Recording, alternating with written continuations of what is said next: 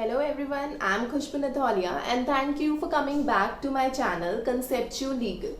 Today we're going to talk about the third school of jurisprudence, which is the sociological school of jurisprudence. This school is often termed as a functional jurisprudence, jurisprudence of interest and jurisprudence of social engineering.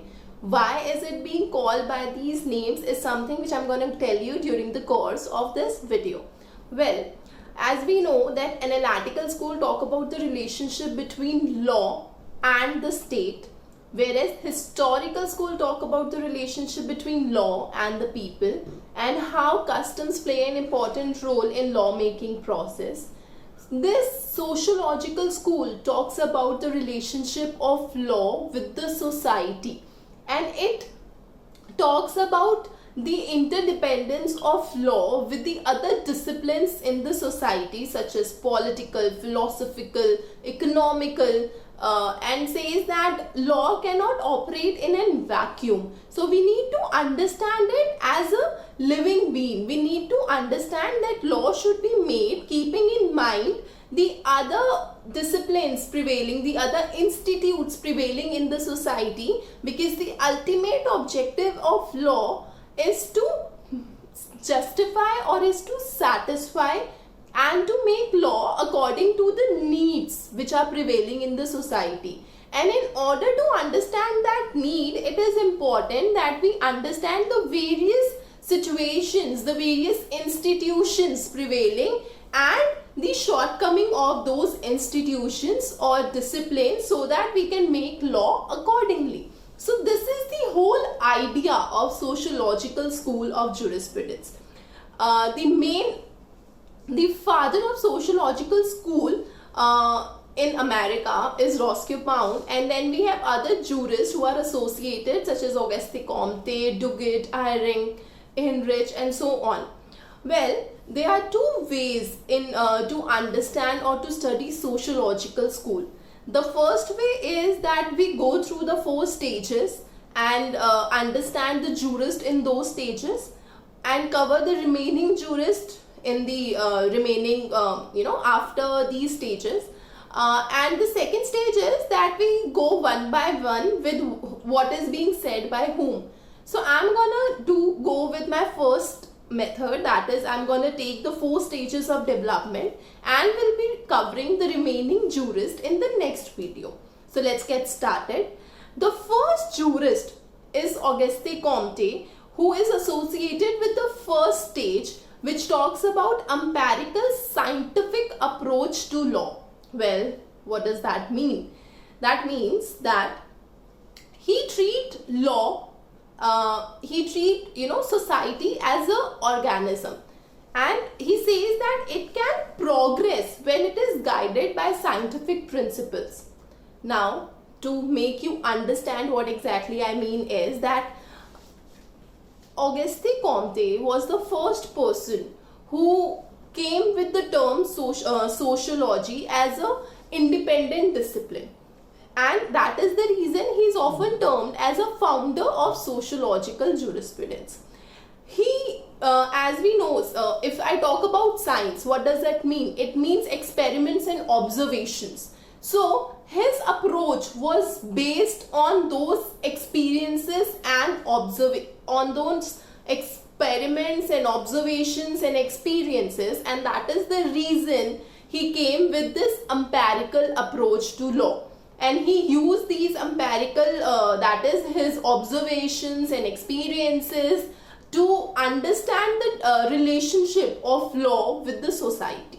So that is the first stage, which talks about empirical, that is based on observations and experiments in order to understand the relationship between law and the society. The next stage is talking about the impact of Darwinian evolutionary theory. Well, what does that mean? So we understood that law is like an organism, it develops, right? So we, according to the experiences and observations, we try and understand the relationship of law with the society. Now, after that, we come to the next stage, wherein we treat social phenomena as a biological process. Now, what do I mean by biological process? Well, biological process is something that change with the changing, that adapts itself, that change itself according to the needs. For example, when we are in summers, we wear cotton clothes. When we are in winter, we try to adjust ourselves, right? So that we can survive, and we try to wear woolen clothes according to the amount of according to the weather situation. Similarly, when I talk about this biological process, I talk about the changing, the adapting process which is associated, and by this I mean that law is a ever changing process, right? And the society needs are ever changing in nature. So this law has to change according to the needs of the society so that it can be at pace with them. If it is not changing, it becomes outdated, and then it is of no use. So the second theory talks about the evolution, talks about the developments which should take place. The next is impact of sociological theory. Well, Roscoe-Pound, he is one of the most important jurists of sociological school, who came up with two things. He came up with the idea of social engineering first, and the functional aspects of sociological school. Well, let's start with social engineering. What do you mean by engineer? Engineer, I think, is probably something who invent something, develop something, and he's known for his development. So what is social engineering? He says that law should be such that it can create a balance, a harmony between the interest of the society. It says that we should not focus on the individual interest or the general interest, but the law comes in picture when there is a conflict between the two, and we need to have a balance in order to have minimum or least friction and maximum satisfaction of the people. So he came up with three types of interest, which are private interest, public interest, and social interest. By private, which is associated between two particular persons, such as your law of tort, you have your matrimonial laws, you have your contract, that's a private interest. Public interest which affects the public at a large, such as you have various crimes prevailing in the society. The next is a social interest. When social interest talks about the society, the other disciplines involved, such as you can have religious belief, right? You need to protect them. That's the reason we have fundamental rights. We have the preamble, wherein we have a secular religion. India is treated as a secular country. So health related provisions, education related provisions, which helps in the overall development of the society. So these are the three interests which are being classified by Roscoe-Pound, and he says that this main aim of law is to have balance between these interests in the society so that we can achieve maximum satisfaction with least friction. And law should be acted or should be termed as a functional school. Why?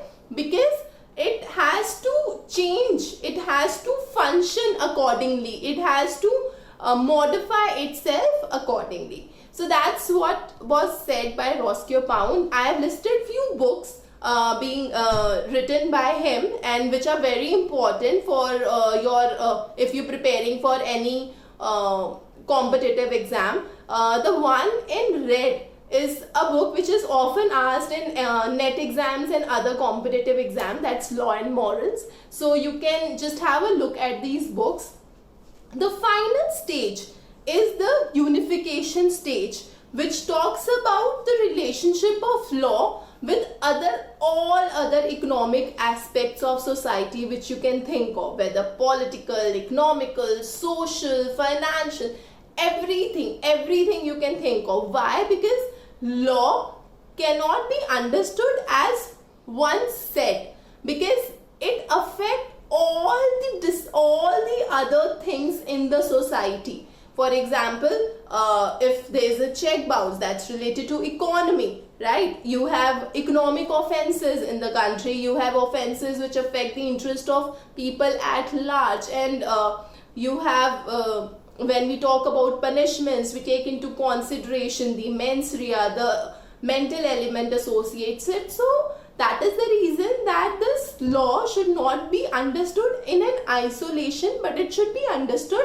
according to the other disciplines prevailing in the society.